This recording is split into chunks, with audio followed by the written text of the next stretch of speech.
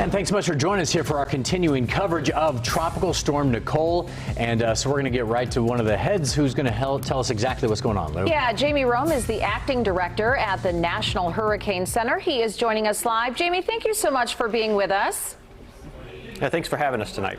If you could break down for us, how is Nicole going to be different from Hurricane Ian, which we just saw about 6 weeks ago?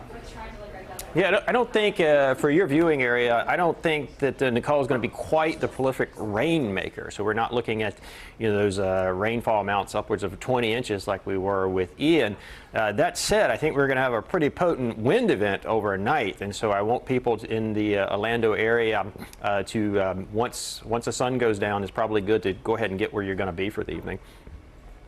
Jamie, we keep hearing from so many people who say, especially along the coast, this is just a Cat 1.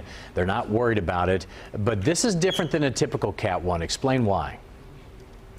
Well, it's a late season system, and because of that, it's an incredibly large wind field. If you allow me to switch graphics here, I can give you a sense of just how large it is, which is depicted by this sort of orange area here, and you can see just how big this system is. And if you just, it's already covering a good chunk of the Florida Peninsula, and it hasn't even made landfall yet. Landfall is probably going to be after midnight tonight, so you can imagine this big, broad wind field is just going to have a prolonged impact over the state, because it's going to take a really long time for it to move out.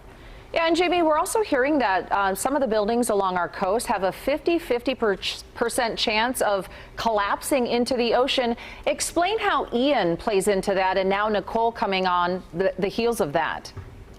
This is a great question.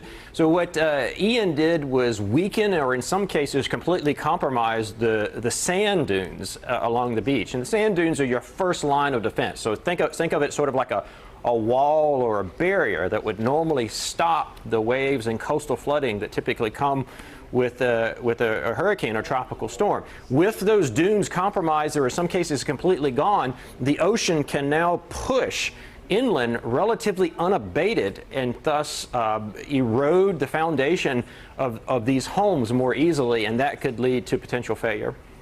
Jamie, a week ago we were saying, what, full moon, high tide, no dunes left. Used the term, oh, the perfect storm.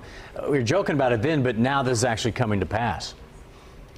Yeah, and it's unfortunate when you get a late season storm like this, because we have higher than normal tides this time of year every year. This is just a sort of an annual event owing to just normal high tides this time of year, so-called king tides. And then when you superimpose a storm surge event, we're looking at pretty substantial storm surge of 3 to 5 feet along the Florida East Coast. And then no protection from the dunes, you're really looking at a recipe for coastal flooding.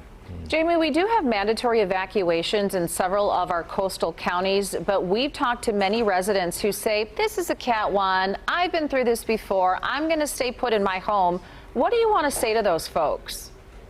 These are people I typically interview after a storm that say that they made a mistake and they wish they would have never stayed. Wow, I'm glad you said that. We heard so much of that from down in the Fort Myers area. Absolutely. In so many of our areas, and they all said that exact same thing, Jamie. That's good advice. All right, Jamie Rome, thank you.